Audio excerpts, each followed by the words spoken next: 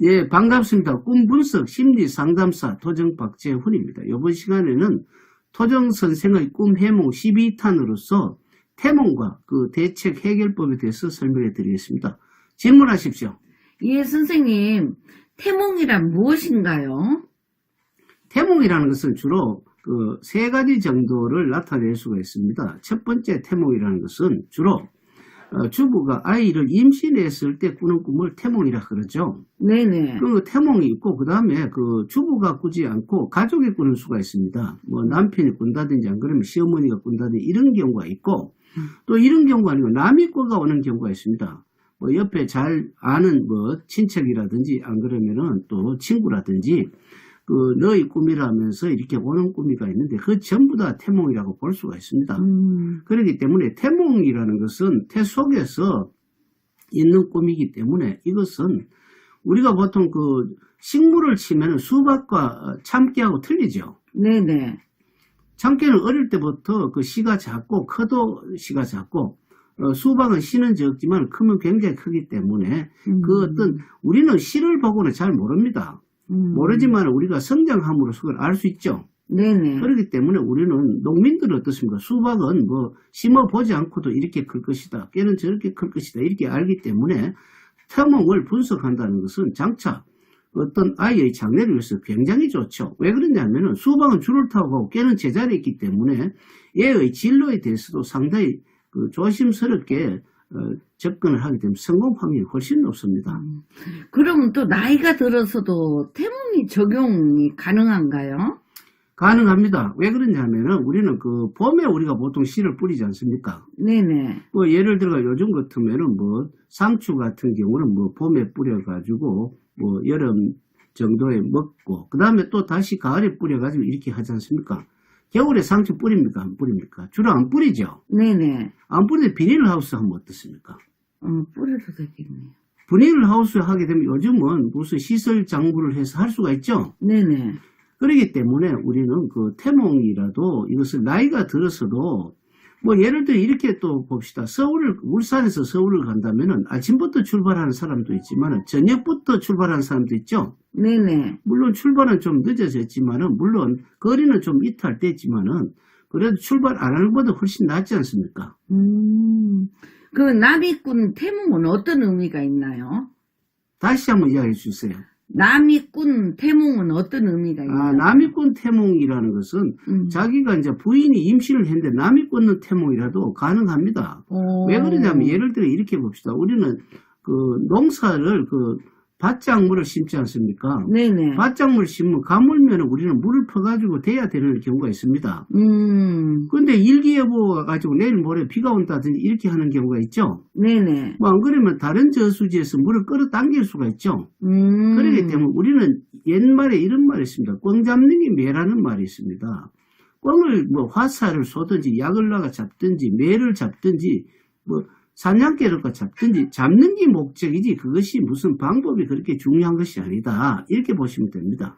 그러면은 또 태몽과 정반대의 길을 살면 어떤 일이 있나요?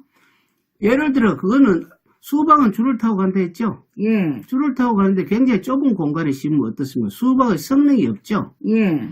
그리고 또 어떤 그 만약에 보리를 심는다면 보리는 물이 필요 없는데 논에 물을 대놓고 심으면 어떻습니까? 썩어지는 경우가 있죠. 예예. 벼를 심는데 물을 대지 않는다면 어떻습니까? 말라지는 수가 있죠. 네네. 그렇기 때문에 자기 성능이 맞지 않는 것은 안 좋죠. 회 좋아하지 않는 사람 회 먹이라 하면 구역질 나고 육류 좋아하는 사람이 회를 먹게 되면 또 안 되죠. 네. 뭐 술 싫어하는 사람 술 먹으면 어떻습니까? 금방 취하고 행설수설하고 실수가 많기 때문에 뭐 싫어하는 것을 굳이 할 이유가 있겠습니까? 어릴 때부터 예. 태몽과 연관시켜 적성을 찾으면 되나요?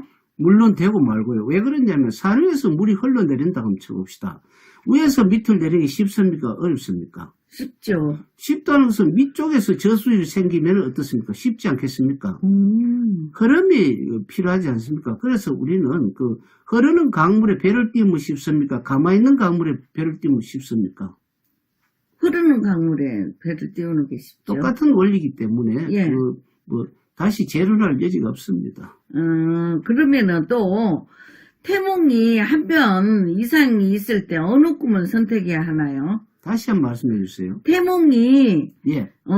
이렇게 여러 가지로 꿨는데 이렇게 뭐 한 번 이상이 있을 때 어느 꿈을 선택해야 하나요? 그 태몽이 여러 가지가 꿨다. 뭐 예. 예를 들어 우리가 보통 태몽 꿈 한 가지만 꾸는 것은 아니잖아요. 예예. 그러니까 뭐 어떤 꿈을 꾸니까 뭐 학을 타고 날아가는 꿈이 있었는데 예. 뭐 한 꿈을 보면 도랑에 빠지는 꿈이 있더라. 뭐 예를 들어서 예. 그럼 이것을 뭐냐면 순서를 정하는 것도 첫째가 있고요. 네네. 그 다음에 이제 순서 중에서도 이런 게 있습니다. 예를 한 개 들어볼게요. 네네. 우리가 오르막으로 올라가면은 처음에 숨이 헐떡이죠. 네네. 그럼 몸에 땀이 좀 나면 그 다음에 좀 평균이 조금은 나옵니다. 한 뭐 10m 정도. 네. 다시 오르막이 오르지 않습니까?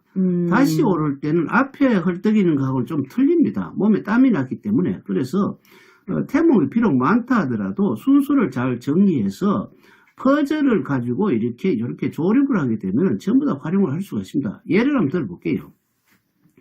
수박은 줄을 타고 가지 않습니까? 네네. 줄을 타고 가는데 근데 수박은 줄을 타고 가는 줄 뻔 알면서 내가 땅이 없었을 때 줄을 타고 가려면 울타리를 만들면 어떻습니까? 울타리를 만들면 되죠. 울타리가 네. 작으면 또 이렇게 그 고리를 만들어서 이렇게 지그재그로 가게 되면 조금 줄을 많이 타죠. 네네. 그렇기 때문에 태몽이 비록 많다 하더라도 요령이 있는 사람을 만나서 지혜 있는 사람을 만나서 활용하게 되면은 뭐 10%가 아니고 100%, 1000%, 10,000%도 활용을 할 수 있다고 봅니다. 그런데 선생님, 예. 죽은 조상이 태몽을 암시하면 어떤 일이 있나요? 죽은 조상은 뭐 예를 들어가지고 뭐 시아버지가 뭐 아이를 손자를 기다리다가 뭐 또 뭐 못 보고 죽는 경우가 있지 않습니까? 예예. 그런 경우에는 이제 태몽 그 시아버지의 인상이라든지 뭐 복장 차기가 굉장히 중요합니다.